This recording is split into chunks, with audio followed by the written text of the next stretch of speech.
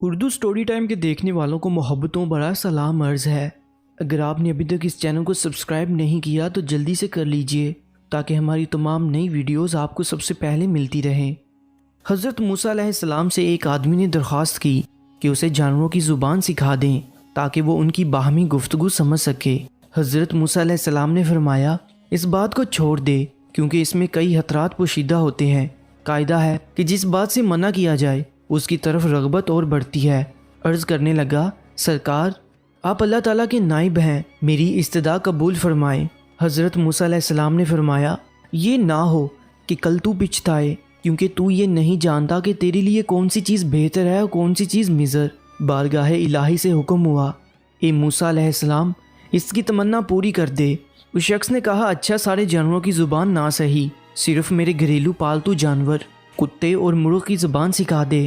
حضرت موسیٰ علیہ السلام نے فرمایا، جا آج سے ان دونوں جانوروں کی بولی پر تجھ کو قدرت حاصل ہوگی۔ وہ شخص یہ سن کر خوش اپنے گھر چلا گیا۔ صبح ہوئی تو خادمہ نے دسترخوان جارا، اس میں سے رات کا بچا ہوا روٹی کا ٹکڑا زمین پر گرا۔ مرغ وہ ٹکڑا اٹھا کر لے گیا۔ کتے نے کہا، دوست تو دانہ دھنکا کھا کر اپنا پیٹ بھر لے گا، اگر روٹی کا ٹکڑا مجھے دے دے تو میرا گزارا چل جائے گا۔ مرغ نے کہا، میاں صبر کرو، خدا تجھے بھی دے گا، کل ہمارے مالک کا گھوڑا مر جائے گا، تم پیٹ بھر کر کھائیو۔ وہ شخص ان دونوں کی گفتگو سن رہا تھا۔ وہ فوراً اٹھا، اس نے گھوڑا کھولا اور جا کر منڈی بیچ آیا اور نقصان سے اپنے آپ کو بچا لیا۔ دوسرے دن بھی روٹی کا ٹکڑا مرغ لے اڑا۔ کتے نے غصے میں آ کر مرغ سے کہا، اے فریبی، یہ دروغ گوئی کب تک چلے گی؟ تو جھوٹا ہے۔ ارے اندھے نجومی، تو سچائی سے محروم ہے۔ مرغ نے جواب دیا۔ وہ گھوڑا دوسری جگہ مر گیا۔ مالک نے نقصان سے بچنے کے لیے گھوڑا بیچ ڈالا تھا۔ فکر نہ کر، کل اس کا اونٹ مر جائے گا اور تو خوب پیٹ بھر کر کھانا۔ یہ سن کر مالک اٹھا اور اونٹ بھی بیچ آیا۔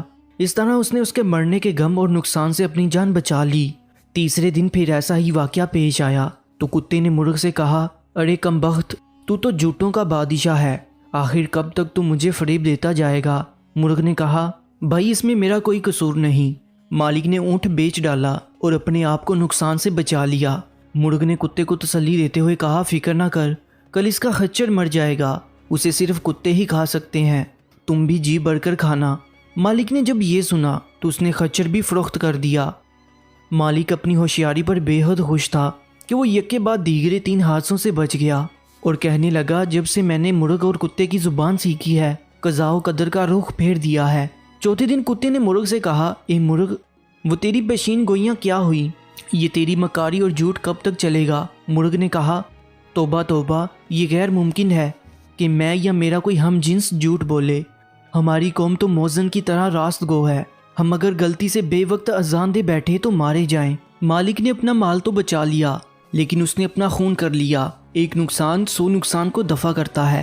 جسم اور مال کا نقصان جان کا صدقہ بن جاتا ہے۔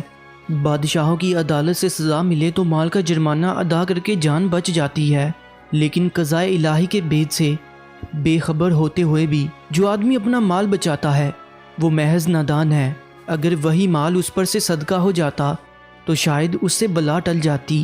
اب کل یقیناً مالک خود مر جائے گا، اس کے وارث اس کی وفات پر گائیں ذبح کریں گے، بس پھر تمہارے وارے نیارے ہیں۔ گھوڑے، اونٹ اور خچر کی موت اس نادان کی جان کا صدقہ تھا۔ وہ مال کے نقصان سے تو بچ گیا لیکن اپنی جان گنوا بیٹھا۔ مالک مرغ کی باتیں غور سے سن رہا تھا۔ جب اس نے اپنی موت کی پیشین گوئی سنی تو مارے خوف کے تھر تھر کانپنے لگا، گرتا پڑتا حضرت موسیٰ علیہ السلام کی بارگاہ میں حاضر ہوا اور روتے ہوئے عرض کیا کہ خدا کے پیغمبر علیہ السلام میری دستگیری فرمائیے۔ حضرت موسیٰ علیہ السلام نے سن کر فرمایا کہ میں نے تمہیں کہا تھا اس ہوس کو چھوڑ دے کیونکہ اس میں کئی خطرات پوشیدہ ہیں، مگر تو نہ مانا۔ اے عزیزم، اب تیر کمان سے نکل چکا ہے، اس کا لوٹ کر آنا فطرت کے خلاف ہے۔ اب میں تیرے لیے سلامتی ایمان کی دعا کر سکتا ہوں۔ یہ سن کر اس نوجوان کی طبیعت دفعتاً بگڑ گئی اور وہ کہہ کرنے لگا۔ یہ اس کی موت کی علامت تھی۔ اس کو گھر لے جایا گیا۔ گھر پہنچتے ہی وہ مر گیا۔ پیارے دوستو، اس میں درس حیات یہ ہے کہ انسان کو نہ کسی بیماری میں مایوس ہونا چاہیے اور نہ ہی کسی مادی نقصان پر زیادہ غم کرنا چاہیے۔ ہر بیماری اور نقصان میں کوئی بید ہوتا ہے۔ جسم کی بیماری یا مال کا نقصان کسی بڑی مصیبت کا صدقہ بن جاتا ہے اور اس کو ٹال دیتا ہے۔ مزید سبق آموز کہانیوں کے لیے اس چینل کو ضرور سبسکرائب کر لیجیے گا۔ اپنا بہت زیادہ خیال رکھیں، انشاءاللہ ملتے ہیں کہ نئی کہانی کے ساتھ۔